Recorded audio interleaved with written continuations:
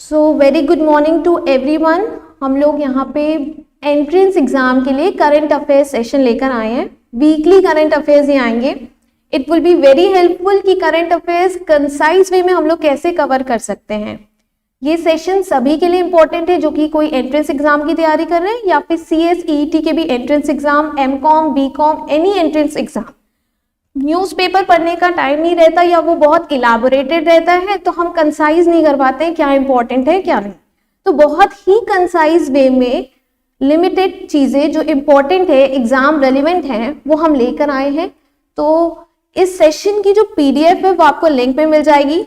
इसको आप सब्सक्राइब जरूर कर लें जिससे नोटिफिकेशंस आपको मिलती रहेंगी। So without wasting much time हम लोग स्टार्ट करते हैं current affairs session. Okay, all दो स्टूडेंट्स, जब ये प्रिंट आपको मिलेगा या आप करवाओगे तो उसके पहले अभी क्या करना है, take a paper and write it in your copy. अब पूरा स्टेटमेंट नहीं लिखना है, जो एकदम शॉर्ट नोट्स एग्जाम के लिए जैसे बनाए जाते हैं बस वो लिखना है। कैसे लिखना है वो आई विल टेल यू। तो एक पेपर एंड पेन के साथ आप रेडी रहिए। Stop this, pause this video और उसके लिए एक पेपर एंड पेन निकाल के बैठिए। ओके, सो करंट अफेयर्स का हम लोग फर्स्ट क्लास में आज फर्स्ट क्वेश्चन डिस्कस करेंगे। The actor model Harnaaz Sandhu made history as she crowned Miss Universe 2021। तो स्क्रीन पे सबको क्लियरली विजिबल होगा कि ये 21 इयर्स आफ्टर इंडिया ने ये विक्ट्री देखी है। कौन जीता है ये टाइटल?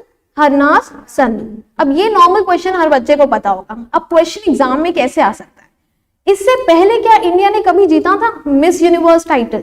तो यस, हरनाज संधू से पहले दो और लोग थे जो मिस यूनिवर्स टाइटल जीत चुके हैं। इनका नाम क्या है? सुष्मिता सेन एंड लारा दत्ता। तो ठीक है, अब एग्जाम में दो टाइप के क्वेश्चन आ सकते हैं। डायरेक्ट क्वेश्चन कि मिस यूनिवर्स टाइटल 2021 किसको मिला है, एंड इनडायरेक्ट टाइटल मतलब इनडायरेक्ट क्वेश्चन कि which of the following has never won Miss Universe title. तो ऑप्शन में ये तीन तो रहेंगी, साथ में एक कोई other option, for example Priyanka Chopra डाल देंगे वो। तो आपको इतना भी एलिमिनेट करना आना चाहिए कि इनमें से कौन नहीं जीता है। तो तीन का नाम तो याद रखना है, हरनाज संधू, सुष्मिता सेन एंड लारा दत्ता। लारा दत्ता का नाम इसलिए भी लोग याद रख सकते हैं क्योंकि ये इंडिया की 21 ईयर्स बाद ये विक्ट्री थी। 21 ईयर्स बाद। तो इसका ठीक मतलब कि 2021 से 21 ईयर्स पहले कौन सा ईयर था? 2000। तो 2000 में भी कोई जीता ही होगा। तो वो कौन थी? वो लारा दत्ता। 21 साल बाद इंडिया ने मिस यूनिवर्स का टाइटल जीता। तो ये 21 साल बाद जो न्यूज में आ रहा था, इसका यही मतलब है कि 21 साल पहले भी कोई जीता था। तो 21 साल पहले मतलब 2000, उसमें कौन जीता? लारा दत्ता। तो 3 names you have to remember in first question कि Harnaaz Sandhu current miss universe हैं और इससे पहले सुष्मिता सेन और लारा दत्ता जीत चुके। नेक्स्ट, फॉर्च्यून इंडिया, नाम याद रखना है। Fortune India releases the most powerful women इन 2021। मतलब इंडिया की लिस्ट में मोस्ट पावरफुल वुमेन का अगर हम बताएं कि कौन है तो she is Nirmala Sitharaman. She rank first. ये है कौन? She is a union minister of ministry of finance and ministry of corporate affairs. अकेले स्टेटमेंट में 3 क्वेश्चंस कवर हो रहे हैं। पहला कि who is the most powerful women in India as per Fortune India, तो निर्मला सीतारमण। दूसरा क्वेश्चन क्या बन सकता है? Who is the union minister of ministry of finance, तो ये निर्मला सीतारमण जी हैं। And next, ministry of corporate affair, जो कंपनीज के स्पेशली होता है कॉर्पोरेट अफेयर्स, उसके यूनियन मिनिस्टर कौन है? निर्मला सीतारमण। नोट मेकिंग के लिए सिंपल है, आप इनका नाम लिख लीजिए निर्मला सीतारमण, 3 ऐसे डैश बना दीजिए, एक में मोस्ट पावरफुल वुमेन, एक में मिनिस्टर ऑफ फाइनेंस और लास्ट में लिख दीजिए ministry of corporate affairs. Concise way में नोट्स एक जगह रहेंगे तो आपके लिए बहुत बेनिफिट रहेगा। नेक्स्ट,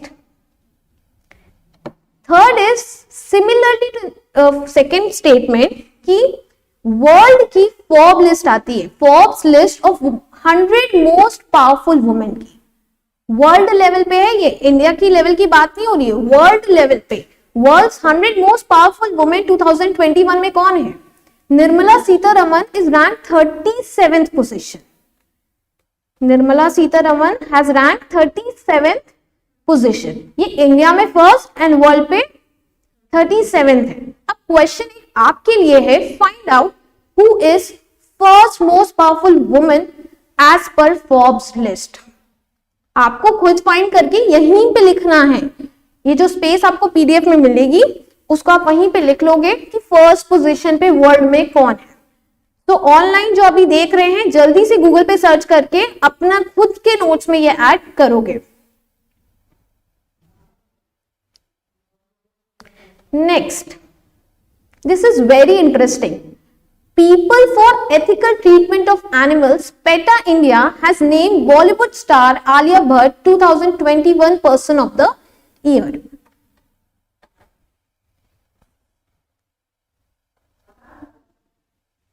तो ये PETA क्या कहता है? PETA है एक People for Ethical Treatment of Animal। ये एक ऐसी ऑर्गेनाइजेशन है जो कि एनिमल की प्रोटेक्शन के लिए काम करती है, वेलफेयर एंड प्रोटेक्शन के लिए। अब क्यों आलिया भट्ट का नाम दिया है?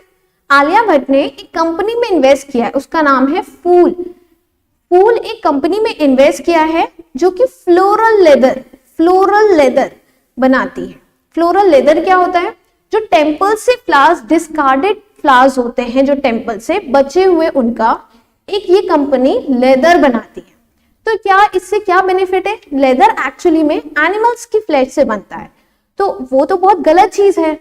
तो उसके लिए इसने क्या किया, इन्होंने ऐसी कंपनी में इन्वेस्ट किया है जिससे ये प्रमोट हो रहा है कि फ्लोरल लेदर नाम की भी कोई चीज है। तो उसके लिए एनिमल प्रोटेक्शन के लिए ये एक एनिमल लवर भी है, इस वजह से इनको पर्सन ऑफ द ईयर 2021 बोला गया है। तो रिमेंबर द नेम, साथ ही साथ इन्होंने किस कंपनी में इन्वेस्ट किया है और क्यों इनको मिला। ऐसे ही कोई टाइटल किसी को नहीं मिल जाता है, उन्होंने कुछ काम किया है, दैट्स व्हाई उनको ये नाम, ये टाइटल मिला है। Next, chief minister of Orissa Naveen Patnaik has inaugurated the states longest bridge T Setu. Current affair के हिसाब से यही बस इंपॉर्टेंट है कि टी सेतु ब्रिज कहां बना है? उड़ीसा में बना है। इनके चीफ मिनिस्टर का नाम भी यहीं कवर हो जाएगा, नवीन पटनायक। अब एक साथ कभी बैठ के याद करो कि कौन किसका चीफ मिनिस्टर है, कौन किसका गवर्नर, तो वो कभी याद नहीं हो पाता है। जहां जहां आ रहा है आप उसको वहीं पे याद करके खत्म करो।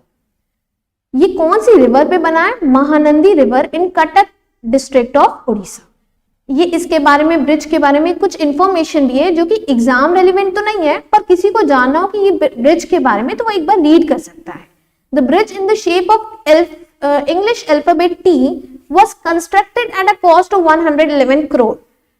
The 4-kilometer long bridge connecting Gopinathpur in Badamba, Bedeshwar in Banki to Singanath Pita in Cuttack will cut the distance between Badamba and Bedeshwar.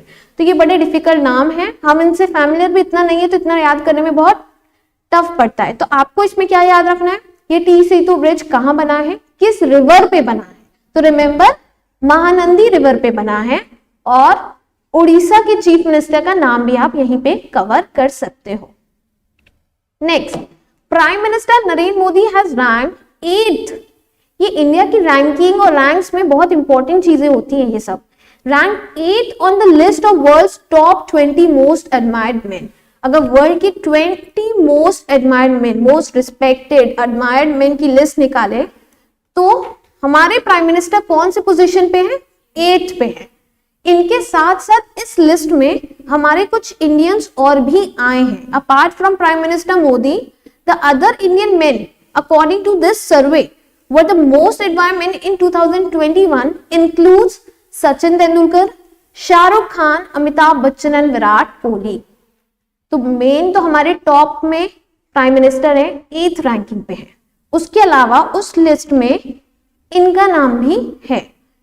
ये कोई आसान चीज नहीं है, ये 38 कंट्रीज से हम इवैल्यूएट करते हैं और 1 to 20 लिस्ट बनाते हैं। बस 38 कंट्रीज में 1 to 20 में अपना नाम आना ये बहुत बड़ी चीज है। तो ये हमारे इंडिया के लिए बहुत प्राउड मोमेंट है कि इतने लोग हमारे उस लिस्ट में हैं। तो आपको याद रखना है प्राइम मिनिस्टर की रैंकिंग। किसी भी एंट्रेंस एग्जाम में रैंकिंग और इंडेक्स बहुत ज्यादा पूछा जाता है, तो इंडेक्स और रैंकिंग पे आप खास कर फोकस करेंगे, पुराना नहीं, जो अपडेटेड आता रहेगा बस उसी को पढ़ना है। US President Joe Biden is hosting the first two summits for democracy which will take virtually when between December 9 and 10। तो क्वेश्चन एग्जाम का है, ये एक एंट्रेंस एग्जाम में पूछा था, which country hosted summit on, which country hosted summit on democracy। तो कौन सी कंट्री करी थी? यूएस ने करी थी। इनके प्रेसिडेंट का नाम है जो बाइडेन। जो बाइडेन अपनी पर्सनल कैपेसिटी में थोड़ी करते हैं, जो करेंगे as a president of US कर रहे हैं। तो कंट्री का नाम पूछा है, तो कंट्री कौन सी है? यूएस। तो नोट्स में अपने बस सिंपल से लिख लो यूएस और डैश करके hosted summit on democracy. Next, PDF available होगी, सबको होगी, but note making is very very important. एक बार लिख लेते हैं तो वो चीज याद हो जाती है। Bhutan has honoured prime minister Modi which is highest civilian award. हमारे यहाँ का हाईएस्ट सिविलियन अवार्ड क्या है? हमारे यहाँ का हाईएस्ट सिविलियन अवार्ड क्या है? It is Bharat Ratna. तो ये भूटान का अवार्ड है, नगादागपेल गीखोरलो। तो ये भारत रत्न हमारे इंडिया का है, ये भूटान का है, और ये किसको मिला है? हमारे प्राइम मिनिस्टर को मिला है। भूटान ने अपने यहाँ का हाईएस्ट सिविलियन अवार्ड किसको दिया है? Are prime minister Narendra Modi. Next, vice president of India Venkaiah Naidu on 72nd anniversary of the adoption of constitution of India released a book titled Democracy, Politics and Governance in English and Loktantra Rajniti Dharma in Hindi at an event in Delhi. The book was authored by Dr. A. Surya Prakash। एक term है launching और एक term है author, इसमें confuse बिल्कुल नहीं होंगे आप। ऑथर वो हैं जिन्होंने एक्चुअली ये बुक लिखी है। लॉन्च करें एक बड़े से इवेंट में होता क्या है, एक बहुत वेल नोन पॉपुलर पर्सन अगर ये लॉन्च कर दे तो फायदा ये रहता है वो बुक बहुत ज्यादा पॉपुलर हो जाती है। तो लॉन्च हमेशा एक कोई सेलिब्रिटी भी कर सकता है, पॉलिटिशियन भी कर सकता है, कोई भी कर सकता है, वो ऑथर खुद भी कर सकता है अपनी बुक को लॉन्च। पर इन्होंने किसने किया है? वेंकैया नायडू ने लॉन्च किया है, पर बुक लिखी ऑथर कौन है? Doctor A Surya Prakash. Very important for exam की बुक का ऑथर कौन है, तो कंफ्यूज नहीं होंगे। Venkaiah Naidu is not an author, उन्होंने सिर्फ बुक को क्या किया है? लॉन्च किया है, रिलीज किया है उस बुक को। Next, by the year 2070 India will achieve the target of net zero. ये क्वेश्चन जल्दी किसी को समझ में नहीं आता है, नेट जीरो क्या है। इसके लिए क्या करेंगे, पहले इसको कॉन्सेप्ट को समझेंगे, व्हाट इज नेट जीरो। हम पीडीएफ के लास्ट पेज पे आ जाते हैं, यहाँ पे आप अपने खुद के भी नोट्स बना सकते हो। एक मीटिंग हुई थी COP26, कई सारी समिट्स होती हैं, इंडिया बहुत सारे ग्रुप्स का मेंबर है, तो समिट हुआ था क्लाइमेट के ऊपर COP26, कॉन्फ्रेंस ऑफ पार्टीज, और उनकी 26th मीटिंग थी, इसलिए इसको COP26 नाम दिया गया था। ये मीटिंग कहाँ हुई थी? ग्लासगो में हुआ था, स्कॉटलैंड। ग्लासगो स्कॉटलैंड में ये मीटिंग हुई थी। अब इस मीटिंग में हमारे प्राइम मिनिस्टर सब सिग्नेटरी बन रहे थे कि यहाँ पे वर्ल्ड लेवल पे ग्लोबल वार्मिंग बहुत ज्यादा हो रही है, तो उसको कम करने के लिए कार्बन एमिशन जीरो करना पड़ेगा।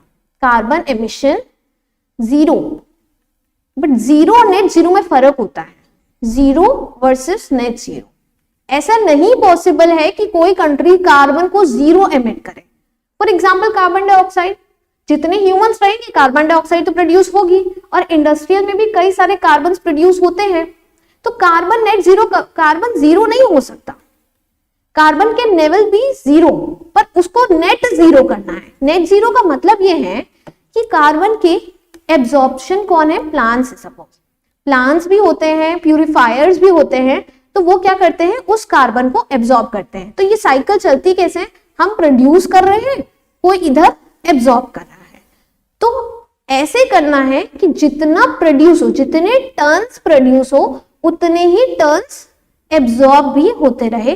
तो देखो +1 टन है, यहाँ पे -1 टन हो जाएगा, तो नेट क्या हो गया 0। तो कार्बन जितना प्रोड्यूस होगा उतना ही एब्जॉर्ब हो जाएगा, तो वो नेट 0 हो पाएगा। पर ये इजी उनके लिए है जो ऑलरेडी डेवलप्ड है। डेवलप कंट्रीज ये कर सकती हैं, उनके पास फाइनेंस की भी कोई कमी नहीं होती है। तो क्या करना होता है कि उनको फाइनेंस के लिए किसी और पे डिपेंडेंट नहीं रहना है। पर प्रॉब्लम उनके लिए आती है जो डेवलपिंग कंट्रीज है। डेवलपिंग मतलब एज इंडिया हम लोग को फाइनेंस की जरूरत है। तो हमारे प्राइम मिनिस्टर ने डिमांड भी रखी थी कि सपोर्ट प्रोवाइड कराया जाए ग्लोबल लेवल पे। हर बड़ी कंट्री एक छोटी कंट्री को सपोर्ट करेगी इन टर्म्स ऑफ फाइनेंस, तो हम इस बारे में ये अचीव कर सकते हैं। पर हम इतनी जल्दी नहीं कर सकते कि हम 2030 तक ही कर देंगे। तो इंडिया ने उस समिट पे सिग्नेटरी मतलब साइन नहीं किया था। इंडिया ने प्रॉमिस किया है कि हम 2030 तक तो नहीं कर पाएंगे, पर हम 2070 तक कर देंगे, 2070 तक कर देंगे। तो this was very important summit. Net zero का मतलब ये नहीं कि जीरो प्रोडक्शन होगा। नेट जीरो का मतलब है कि ओवरऑल जितना प्रोड्यूस होगा उतना ही एब्जॉर्ब हो जाएगा, तो ओवरऑल कार्बन की न्यूट्रल हो जाएगा। इफेक्ट क्या हो जाएगा, न्यूट्रल इफेक्ट हो जाएगा। I hope this is clear. आप लोग एक बार कमेंट सेक्शन में यस लिख दें कि नेट जीरो वाला कंसेप्ट सबको समझ में आ गया है। ठीक है, उसके बाद फिर हम लोग नेक्स्ट उसमें चलेंगे। China is also not signatory, कि हम COP26 में ये सिग्नेचर नहीं किया उन्होंने भी कि वो भी 2030 तक कर पाएंगे। बिकॉज हमें अगर डेवलप होना है तो हमें इंफ्रास्ट्रक्चर बनाना पड़ेगा, और इंफ्रास्ट्रक्चर बनेगा तो पोल्यूशन तो होगा ही होगा। तो उस वजह से हम न चाहते हुए भी हम इसको अभी कम नहीं कर सकते। तो याद रखना, इंडिया ने 2030 का टारगेट नहीं लिया है, इंडिया ने 2070 का टारगेट है। ये ऐसा क्वेश्चन है जो इस समय हर एंट्रेंस एग्जाम में आया है, हर एंट्रेंस एग्जाम में आया है, क्योंकि ऑल ओवर द वर्ल्ड लोग 2030 टारगेट लिए हैं जो कि आज से 8 इयर्स बाद का है। पर इंडिया ने कब का लिया है, 2070 का लिया है। नेक्स्ट समथिंग वेरी इंटरेस्टिंग, इस साल न्यूज में फेसबुक एंड ट्विटर दोनों न्यूज में रहे थे। Facebook and Twitter. Facebook for its new name, Facebook का न्यू नेम क्या हो गया है? What is the new name of Facebook? It is Meta. New name क्या हो गया है? मेटा। तो फेसबुक का न्यू नेम एक इंपॉर्टेंट क्वेश्चन है सोशल नेटवर्किंग साइट्स के ऊपर। और ट्विटर का क्यों न्यूज में रहा था? ट्विटर इसलिए रहा था क्योंकि इनके जो सीईओ थे जैक डॉर्सी, उन्होंने उनको स्टेप डाउन कर लिए थे, एंड उसके बाद Parag Agrawal has been appointed as new CEO of the Twitter. This is very important current affair कि अब सीईओ कौन है प्रेजेंट में।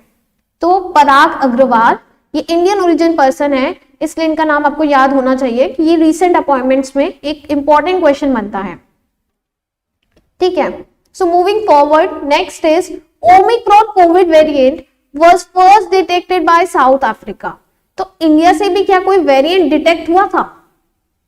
एनीवन कोई ट्राई करे कि इंडिया से कौन सा वेरिएंट डिटेक्ट हुआ था? ये तो साउथ अफ्रीका का ओमिक्रॉन है। इंडिया से कौन सा variant of Covid was detected only from India? That was delta. Delta variant बीच में आया था, वो इंडिया से ही डिटेक्ट हुआ था। अभी प्रेजेंट में करंट इवेंट कौन सा चल रहा है? ओमिक्रॉन चल रहा है। तो ये कहां फर्स्ट डिटेक्ट हुआ था? साउथ अफ्रीका में डिटेक्ट हुआ था।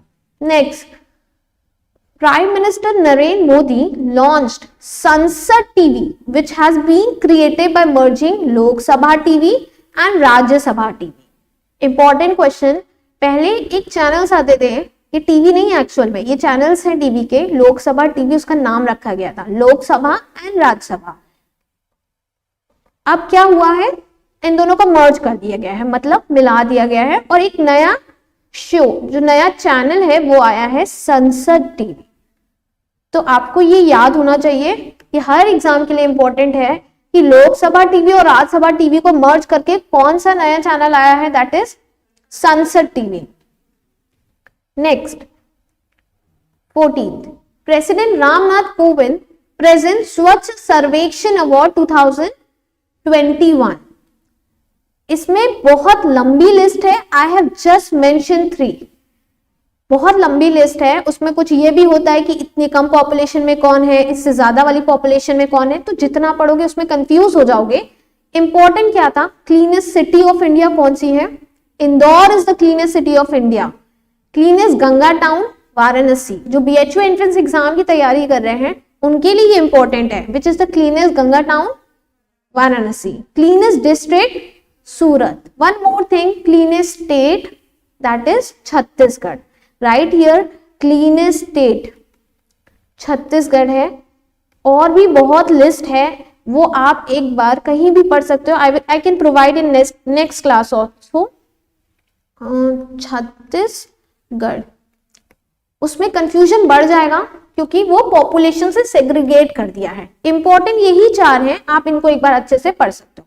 ये कुछ ऐसा नहीं है कि बहुत रटना पड़ेगा, ये एक बार क्लास में भी सुन लोगे, अब एग्जाम में भी बैठोगे तो आप वहीं पे डायरेक्ट टेक हो जाएगा। अच्छा, क्लीनेस्ट स्टेट इंदौर। नेक्स्ट, ये इंटरेस्टिंग है, India ranks 101 in global hunger index. ये एक इंडेक्स निकलता है, 116 कंट्रीज का एक सर्वे होता है। कितनी कंट्रीज का, 116। इसमें इंडिया की रैंक क्या आई है, 101। तो क्या ये अच्छी रैंकिंग है? रैंक में फर्स्ट रैंक वाले को तो सबसे अच्छा मानते थे क्लास में, फिर सेकेंड, फिर third and this so on. तो सोचो 101 क्या रैंकिंग अच्छी है? इट इज ऑलमोस्ट लास्ट, हम एकदम लास्ट के बहुत पास हैं। तो दिस इज नॉट गुड। हालांकि इंडिया ने इसको बहुत क्रिटिसाइज किया, इंडिया ने माना ही नहीं कि ये जो इनका सर्वे है वो इतना अच्छा है और उसको अनसाइंटिफिक डिक्लेयर कर दिया गया। क्योंकि ये न्यूज में इतना ज्यादा अफेक्टेड था इसलिए इंपॉर्टेंट है। इंडेक्स तो बहुत सारे निकलते रहते हैं, ये क्यों इंपॉर्टेंट है? क्योंकि इंडिया ने इसको एकदम अनसाइंटिफिक बोल दिया था कि हम ऐसे किसी सर्वे को नहीं मानेंगे।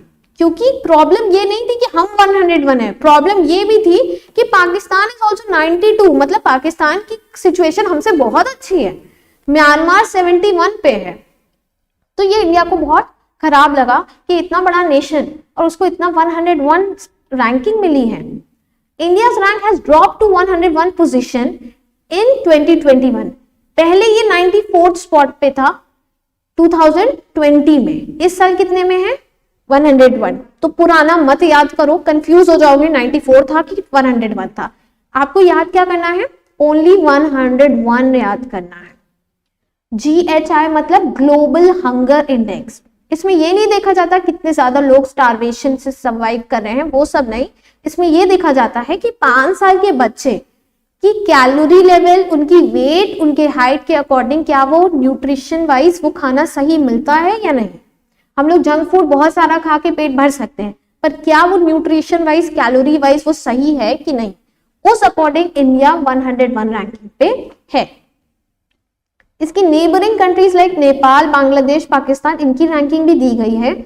Are also in alarming hunger. हम तो है ही, ये भी इतने पीछे हैं कि इनको भी किस कैटेगरी में डाला गया है, अलार्मिंग हंगर के नाम से। But have far better feeding its citizens than India according to the report. ये रिपोर्ट पब्लिश कौन करता है, ये 2 ऑर्गेनाइजेशन है, well hunger health and concern world wide. ये 2 ऑर्गेनाइजेशन है जो मिलकर एक सर्वे करती हैं और फिर रैंकिंग निकालती हैं।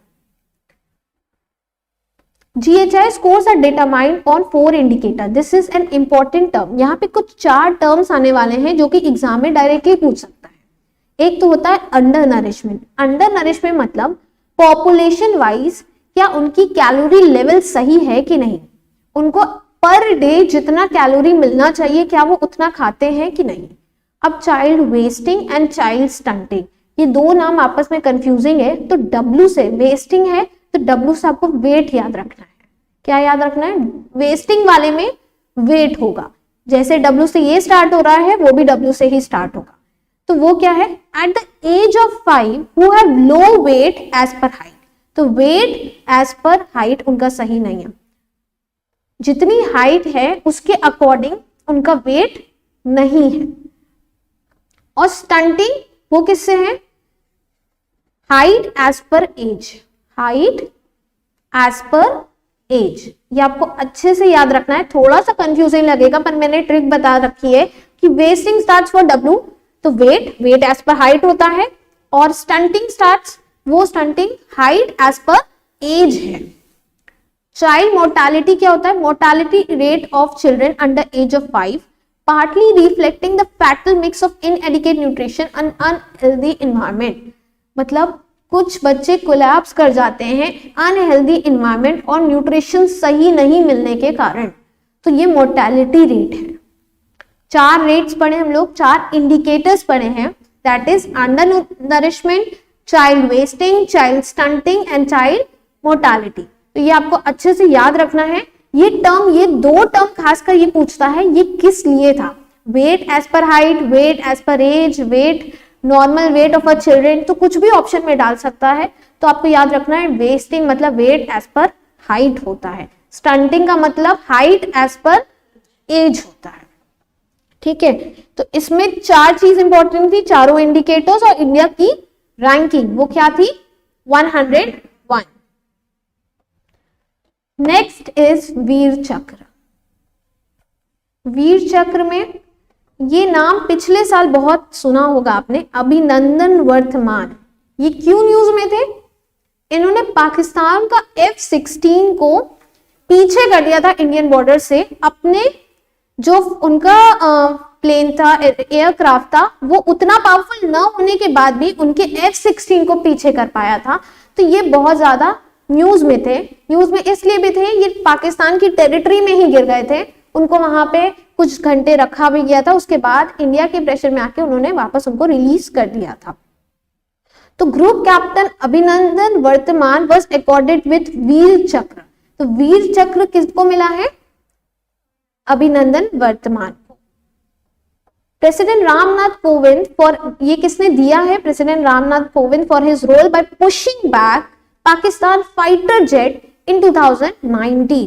लास्ट ईयर कोविड की वजह से कुछ सेरेमनीज नहीं हुई थी, तो वो भी आपके 2021 में ही कवर हुआ था। डोंट थिंक ये 2019 का करंट अफेयर है क्या, नहीं, ये है करंट ही, पर रिकॉग्नाइज अगले साल किया, पर उस साल पूरा हम लोग लॉकडाउन में रहे थे, उस समय कोई सेरेमनीज नहीं हो रही थी, सब पोस्टपोन होता चला गया, और फिर ये आता है। अब नेक्स्ट इज, इसमें इंपॉर्टेंट 16 पॉइंट में बस क्या याद रखना है, किसको वीर चक्र मिला? तो अभिनंदन वर्तमान को, और कुछ याद करने का नहीं है। 17, supreme court of India has appointed 3-member committee to look into allegations of unauthorised surveillance using Pegasus. क्या किसी ने भी पेगासस का कभी नाम सुना है? What is Pegasus? Anyone can try कि पेगासस क्या होता है?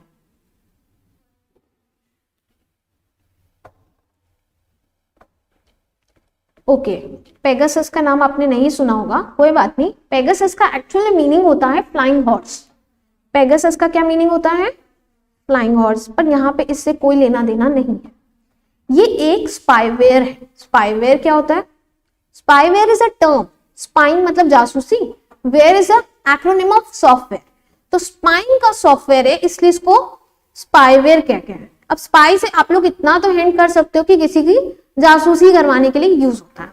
ये सॉफ्टवेयर डेवलप किया था इजराइल ने। इजराइल अपनी कंट्री को प्रोटेक्ट करने के लिए आइदर फ्रॉम टेररिज्म और फ्रॉम एनी अदर कंट्री, तो वो ये सॉफ्टवेयर यूज करता है।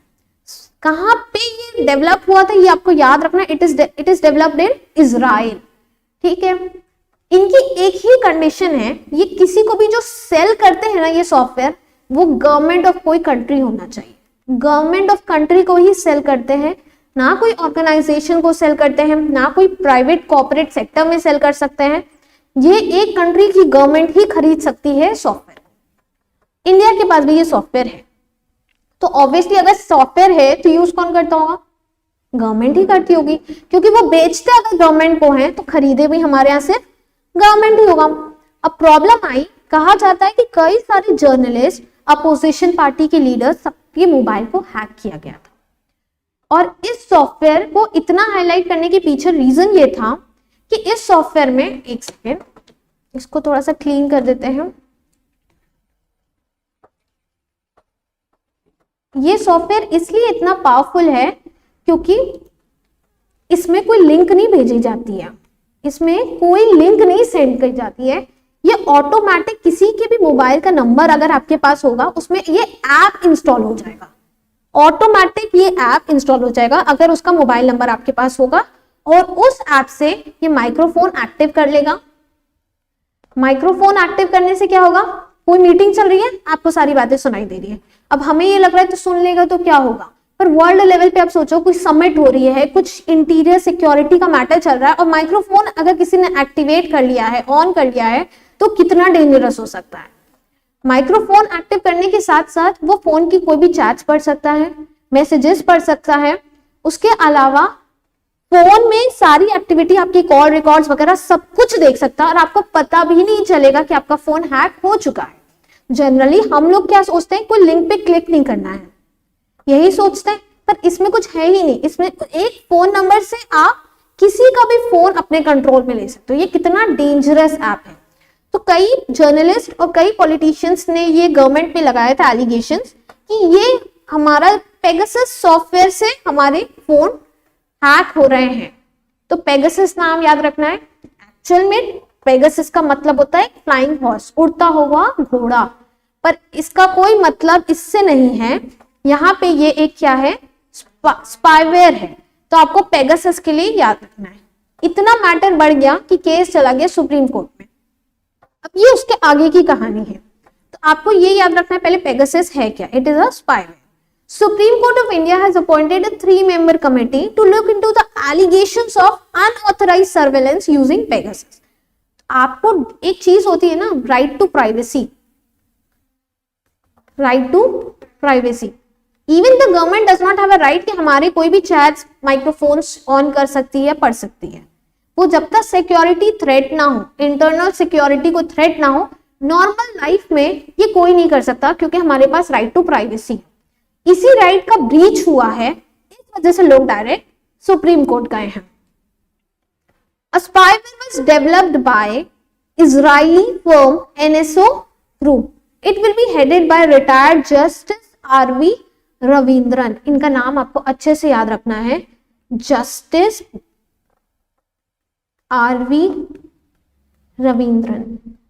मैटर बहुत कुछ लिखा रहता है, कुछ इंपॉर्टेंट हो तो आप उसको हाईलाइट करके अपना लिखो, क्योंकि जब आप पेज पलटोगे अपने हाथ का लिखा हुआ आपकी फर्स्ट क्लिक में चला जाएगा, ये मैंने लिखा था, मतलब ये इंपॉर्टेंट था क्लास में।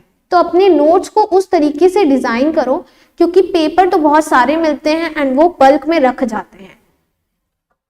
He will supervise the functioning of technical committee which will look into the matter of truth or falsity of allegation. अब गवर्नमेंट पे ये जब एलिगेशंस लग रहे थे तो गवर्नमेंट ने इसको कंप्लीटली डिनाई किया कि इंटरनल सिक्योरिटी या टेररिज्म का खतरा हुआ है, तभी वो यूज करे थे ये, पर ऐसा कुछ उन्होंने नहीं किया है। अब सच क्या है झूठ क्या है वो किसी को नहीं पता। इस एलिगेशन का मतलब क्या होता है, इल्जाम लगाया है किसी ने, तो उसके लिए कमिटी बनी है, 3 मेंबर कमिटी, जिसको हेड कौन कर रहे हैं, इन्होंने हेड किया है। अब ये फाइंड आउट करेंगे और अपनी रिपोर्ट देंगे कि ये क्या सच है कि नहीं। अभी कोई रिपोर्ट आई नहीं है। नेक्स्ट, ये बड़ा फनी चीज है। HDFC bank limited has launch the second edition of मुंह बंद रखो। अब ये क्या है, मुंह बंद रखो इज अ स्कीम। एग्जाम में स्कीम्स भी एक इंपॉर्टेंट पार्ट प्ले करती हैं, सो डोंट फील कि ये हम क्या पढ़ रहे हैं। स्कीम्स ऐसी ही पूछी जाती है। पहले तो ये किसने ये लॉन्च किया है, तो HDFC ने लॉन्च किया है, ये आपको याद रखना पड़ेगा। HDFC बैंक लिमिटेड, HDFC के और भी कई सारे कॉर्पोरेट्स हैं, तो कंफ्यूज नहीं होना है, HDFC बैंक लिमिटेड ने रखा है। और किस लिए रखा है कि अपना OTP, bank statement, bank account numbers या फिर जो बैंक डिटेल्स है, सॉरी बैंक डिटेल्स आपको किसी को शेयर नहीं करनी है। Don't share your OTPs with anyone. आप अपने पिन ये सब चीजें किसी को ना बताएं। ये किस लिए करा था, international fraud awareness week celebrate होता है नवंबर 14 to 20, तो उसी में ये स्कीम उन्होंने लाई थी। फ्रॉड अवेयरनेस मतलब फ्रॉड ना हो, इस वजह से आप पहले से अवेयर रहोगे। Next, the Habibganj railway station in Bhopal Madhya Pradesh has been renamed after 18th century Gond queen Rani Kamlapati. तो हबीबगंज रेलवे स्टेशन का नाम अब बदल चुका है, वो क्या हो गया है, रानी कमलापति। तो ये आप उसको मार्क कर लेना, ठीक है। अच्छा, हमारे मंडवाड़ी स्टेशन का नाम भी चेंज हो गया है। एनीवन नोज कि अब न्यू नाम क्या है मंडवाड़ी स्टेशन का? जल्दी से कमेंट सेक्शन में सब टाइप करेंगे, मंडवाड़ी सेक्शन का क्या नाम है?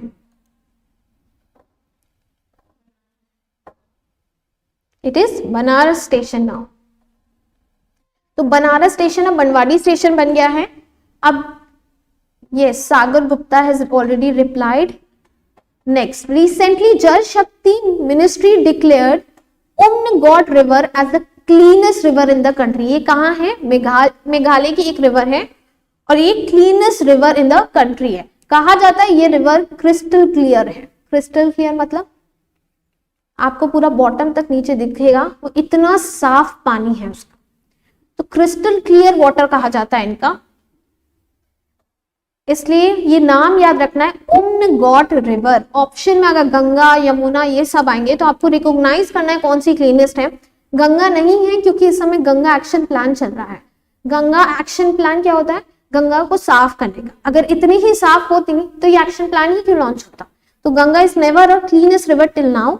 हम एक्सपेक्ट करते कि फ्यूचर में इसका नाम भी आएगा। Next, BRICS 2021। अब BRICS is an acronym. BRIC होता क्या है? इस साल 2021 में कई इंपॉर्टेंट समिट्स हुई जो कि एंट्रेंस एग्जाम्स के लिए वेरी इंपॉर्टेंट है। समिट का मतलब मीटिंग होता है। इंडिया बहुत सारी कंट्री का मेंबर है, जैसे इंटरनेशनल मॉनेटरी फंड का मेंबर है, बहुत सारी कंट्री है जिसमें इंडिया मेंबर है। तो उनकी जब मीटिंग्स होती हैं तो हमको ये याद रखना है क्या क्या उसमें चीजें हैं। एक तो ये याद रखना है कि उसका समिट कहाँ हुआ था, समिट ऑर्गेनाइज कहाँ हुआ था, विच प्लेस। दूसरा, जब भी समिट होता है तो उसका एक थीम डिसाइड होता है कि वो किस चीज पे फोकस करने जा रहे हैं या वो मीटिंग किस थीम पे रखी गई है। समिट कहाँ हुआ था, कौन सी कंट्री ने होस्ट किया था और उसकी थीम। बस दो चीज याद रखनी है। और एक चीज है, क्या इंडिया इज अ मेंबर? क्या इंडिया इज अ मेंबर? क्योंकि कई ग्रुप की समिट में इंडिया को इनविटेशन दिया जाता है कि आप मीटिंग में आइए, पर मेंबर नहीं है। मेंबर ये लिमिटेड जगह का है, तो आपको ये याद रखना है कि मेंबर है कि नहीं है। अब ब्रिक का एक्रोनिम क्या है? Brick is an acronym of Brazil, Russia, India, China and south Africa. पहले ओरिजिनली इनका नाम ब्रिक था, फिर सबसे लास्ट में साउथ अफ्रीका ने ज्वाइन किया और ये ब्रिक बन गया ब्रिक्स। तो अब क्या है ये? ब्रिक्स। सेकेंड इंपॉर्टेंट थिंग, ये ब्रिक नाम किसने कॉइन किया था? ये क्वेश्चन एग्जाम्स के लिए इंपॉर्टेंट होते हैं। Who coin the term BRIC? BRIC किसने टर्म किया था? ये ब्रिटिश इकोनॉमिस्ट है, जिम ओनील ने कॉइन किया था। ठीक है, जिम ओनील ने ब्रिक ये एक्रोनिम कॉइन किया था। Next, BRICS at the rate 15 intra BRICS cooperation for continuity, consolidation and consensus. ये क्या है? ये थीम थी इस साल की, थीम ऑफ 2021। इसलिए ये इंपॉर्टेंट है कि इस साल की ब्रिक्स की थीम क्या थी? BRICS at the rate 15 intra BRICS cooperation for continuity, consolidation and consensus. अब ये एट द रेट अलग नहीं लग रहा, क्योंकि ब्रिक तो हमेशा जो भी थीम रहती है वो एक स्टेटमेंट होता है। ये एट द रेट कहां से आ गया? एट 15 का मतलब है इसकी इस साल 15th एनिवर्सरी थी। ब्रिक के फॉर्मेशन के बाद जो पहली मीटिंग हुई थी 2006 में हुई थी, उसके बाद 2021 में समिट हुआ है और उस वजह से ये क्या हो गया? 2006 + 15 करो, 2006 + 15 2021। और ये ब्रिक की जो समिट 2021 है, ये किसने होस्ट किया था? इंडिया ने होस्ट किया था। तो this is very very important for your exams. तो इसको थोड़ा सा हम लोग अब क्लियरली लिख लेते हैं कि ये क्या क्या इसमें हमें पढ़ना है। ठीक है, पहला इसका फुल फॉर्म आप लिख लो कि ब्रिक का फुल फॉर्म क्या है। Right the full form of BRICS. Brazil, Russia, India, China and south Africa. आपको एक्स्ट्रा एफर्ट्स करनी पड़ेगी अगर आपको सिलेक्ट होना है, वरना बच्चे बहुत हैं, वो किसी को भी सिलेक्ट कर सकते हैं एंड रिजर्वेशन भी बहुत होता है, उस वजह से चांसेस कितनी कम होती है। You have to put extra effort. तो ब्रिक का फुल फॉर्म, उसके बाद इस साल 2021 में कौन होस्ट किया था? It was virtually hosted by India. It was virtually hosted by India. तो ये इसलिए एक्स्ट्रा इंपॉर्टेंट बन जाता है क्योंकि कई सारे समिट्स हुई, किसी को यूके ने करा, किसी को स्कॉटलैंड ने कर लिया, इंडिया ने कौन से करा है? ब्रिक्स किया है। इसकी थीम लिखना है, ब्रिक्स की थीम क्या थी? BRICS at the rate 15 intra BRICS cooperation for continuity, consolidation and consensus. Right this, very important. अब तो ऑब्जेक्टिव आएगा तो एट 15 से ही आपको याद आ जाएगा यही थीम थी। 15 साल पहले हुआ था, अब 15 साल बाद, तो 15th एनिवर्सरी भी थी, इसलिए आपको बस 15 देखते ही याद आ जाएगा कि यही थीम थी। Next, the 2021 G20 summit was held in Rome, Italy. Next, ये इंपॉर्टेंट है कि G20 समिट का कहां हेल्ड हुई थी? रोम में। जस्ट अभी पढ़ा हमने, ब्रिक्स को वर्चुअली हेल्ड किया गया था क्योंकि कोविड प्रोटोकॉल को देखते हुए इनकी कोई पर्सनल मीटिंग्स नहीं हो रही है, फिजिकल अपीयरेंस में वो लोग नहीं जा रहे हैं, वर्चुअली मिल रहे हैं। तो ये वर्चुअल मीटिंग थी, पर ये मीटिंग हेल्ड एक्चुअल में हुई थी, ये कोई वर्चुअल मीटिंग नहीं थी। रोम, इटली हमारे प्राइम मिनिस्टर गए थे। The meeting was held under the chairmanship of Italian prime minister Mario Draghi. तो आपको ये याद रखना है बस, इसको होस्ट कौन किया, ठीक है। इसकी भी एक थीम है, ये आप फाइंड आउट करके आओगे कि इसकी थीम क्या है। Very important. एंड क्या इंडिया मेंबर है G20 का? Yes, India is a member, India इसका मेंबर है। G7 भी एक ग्रुप होता है जिसका मेंबर नहीं है। आपको याद रखना है, G7 का इंडिया मेंबर नहीं है पर G20 का मेंबर है, ठीक है। अब हम कुछ अपॉइंटमेंट्स पढ़ने जा रहे हैं, इसमें कोई कॉन्सेप्ट नहीं है, ये लिस्ट है। आपको जब ये पेपर उठाओ एक बार रीड कर लो। नीति आयोग, नीति का full form, what is the full form of नीति? नीति का फुल फॉर्म क्या है? National institution for transforming India.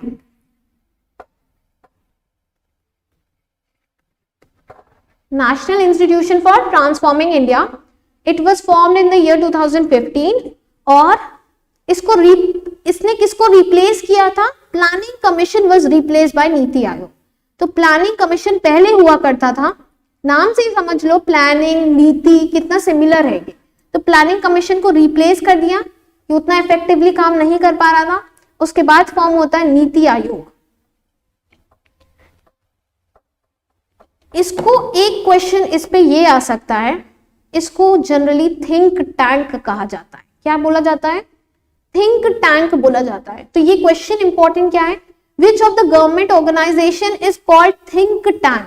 अरे नाम से सोचो, नीति बनाता है तो थिंक टैंक। ओके, अब हम लोग क्वेश्चन पे आते हैं।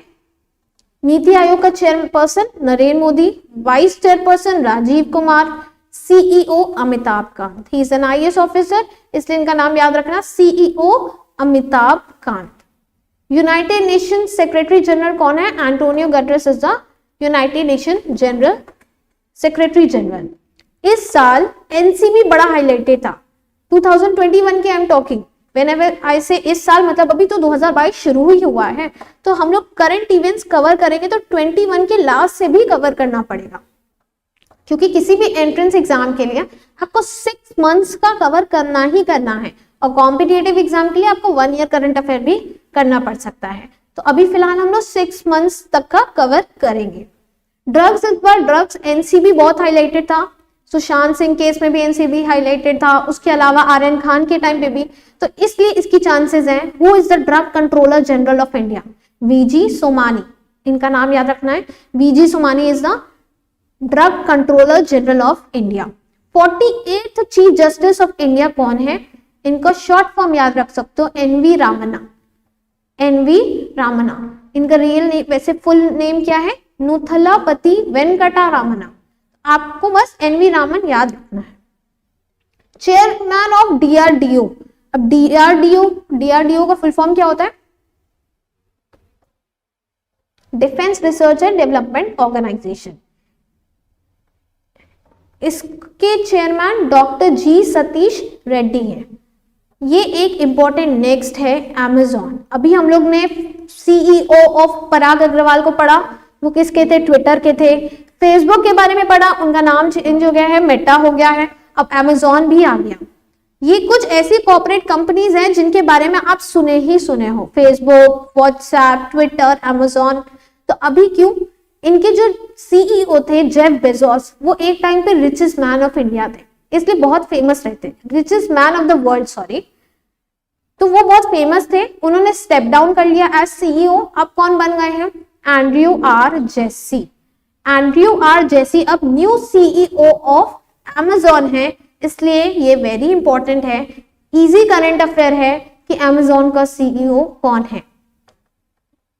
नेक्स्ट, एसबीआई चेयरपर्सन का अपॉइंटमेंट भी 2021 में हुआ है, जिनका नाम है दिनेश कुमार खरा।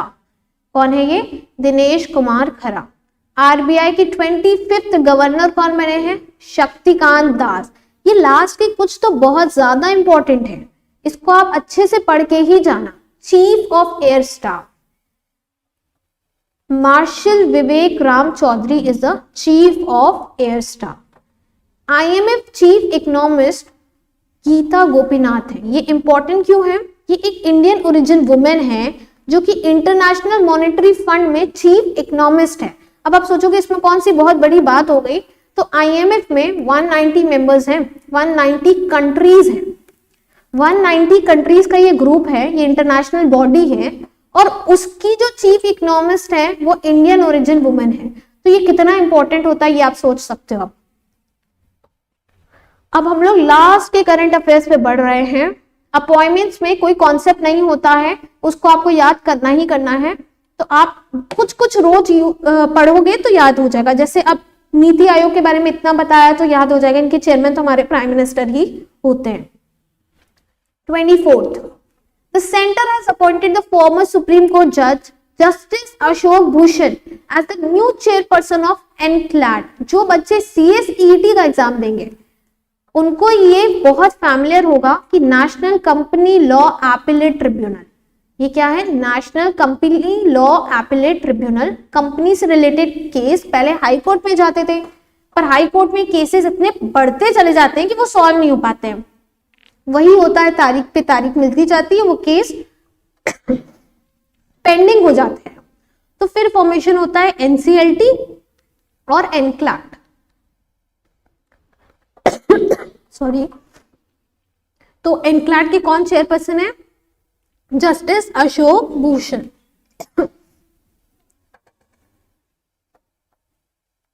ये कुछ नहीं है, करंट अफेयर नहीं है एक्चुअली, ये G20 के मेंबर्स हैं। तो यहां आप लिख लो G20 मेंबर्स, बस इसको याद नहीं करना है, इसमें यही पढ़ना है क्या इंडिया मेंबर है, तो हाँ इंडिया इज अ मेंबर। तो ये कुछ सिलेक्टेड करंट अफेयर्स था आपके लिए। एक बार आप फट से इसको फटाफट रीड कर लो, और कोई क्वेश्चन हो just drop in a comment section. तो जल्दी से आप इसको यहां से आप रीड करते चलो। आई विल स्लाइड इट, आपके पास बहुत लिमिटेड टाइम है तो इसको जल्दी से कवर करो।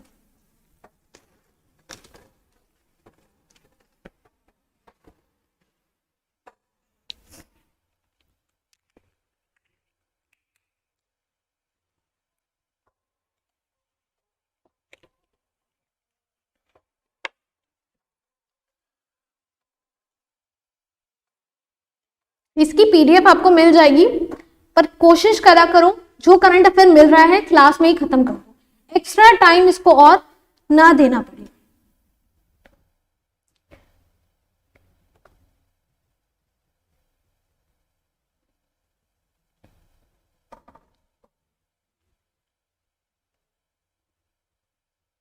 बहुत लिमिटेड में अपना नोट्स बनाना चाहिए।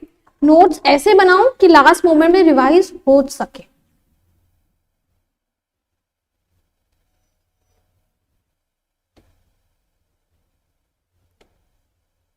ये लास्ट में मैंने जो एक्चुअल में ये जो पेज लीव किया है, जब आपको ये पीडीएफ मिलेगी तो इसमें कुछ लिखा नहीं रहेगा। ये पीडीएफ के लिए लास्ट पेज ये है कि आप अपनी पूरी पीडीएफ को एकदम समराइज वे में शॉर्ट में कैसे हटा सकते हो, सिर्फ ओनली 1 पेज। तो ये उस चीज के लिए है कि अपने नोट्स को कितना कंसाइज कर सकते हो। करंट अफेयर्स, इसमें जनरल अवेयरनेस भी आता है और जिसमें स्टैटिक करंट अफेयर्स भी आता है कि इसके हेडक्वार्टर कौन है, इनकी बुक्स एंड ऑथर्स कौन है, तो सब कुछ कवर करना होता है। इतना वास्ट होता है कि अगर पढ़ने बैठोगे तो बुक्स कम पढ़ जाएंगी। तो इसलिए कम से कम चीजों को कंसाइजली हम कैसे कवर कर सकते हैं, ये इसलिए ये वीकली कैप्सूल्स लाई गई। ठीक है, thank you so much for joining today's session.